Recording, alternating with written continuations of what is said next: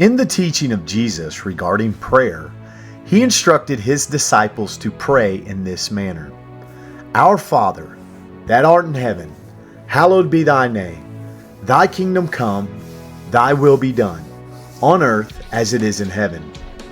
This prayer is a calling to God to reestablish his sovereign reign and cultural norms on earth, mirroring the state of heaven and reminiscent of Eden's original condition. What did the manifestation of God's kingdom on earth entail? How did the representation of heaven on earth, known as God's garden colony, function? Eden was essentially a mirror of heaven in the physical world. It possessed territory, a fundamental requirement for any kingdom, because a king governs over land.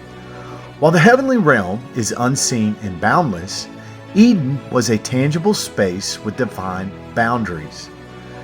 This precedence of creating the earth before humanity underscored the provision of a domain for humans to govern, similar to God's dominion over heaven. Moreover, Eden and heaven were united by a shared language, critical for maintaining unity and coherence within any kingdom. Adam and Eve communicated with God without barriers, understanding his will clearly. This direct communication was disrupted following the deceit of the serpent, leading to a loss of the divine language among humans until the confusion of languages at the Tower of Babel. The laws and principles of heaven were instinctively known to Adam and Eve, as God had embedded his expectations within them. They were commanded to be fruitful, multiply, and manage the earth, with only one restriction placed upon them for their well-being: to abstain from the tree of the knowledge of good and evil, as consuming its fruit would result in death. Initially, Eden operated under this ethical framework of heaven, where misconduct was absent. However, the transgression of Adam and Eve against God's sole command introduced them to the consequences of violating the kingdom's moral standards, leading to feelings of guilt and shame. Shared values between Eden and heaven emphasize obedience to God's will.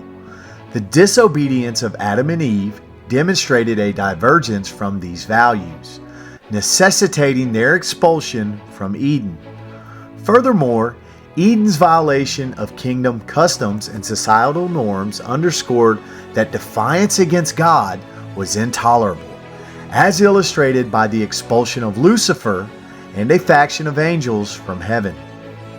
Eden, as a celestial colony on earth, embodied heaven's culture, incorporating elements such as land, language, legislation, ethical codes, and societal values. God's intention was for these principles to be inherent within his kingdom's citizens, facilitating a natural adherence to divine culture without the necessity of written laws.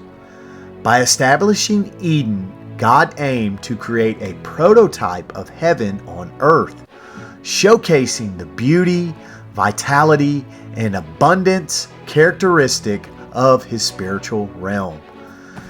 This garden was not only a place of aesthetic and sustenance, but also a symbol of transformation, reflecting heaven's influence on the natural world. God's overarching plan was for his kingdom to proliferate across the earth through his people, embodying his governance and cultural norms, akin to the concept of colonization. Eden represented this initial step, with the expectation for humanity to further this expansion and transforming the world in alignment with the kingdom of heaven.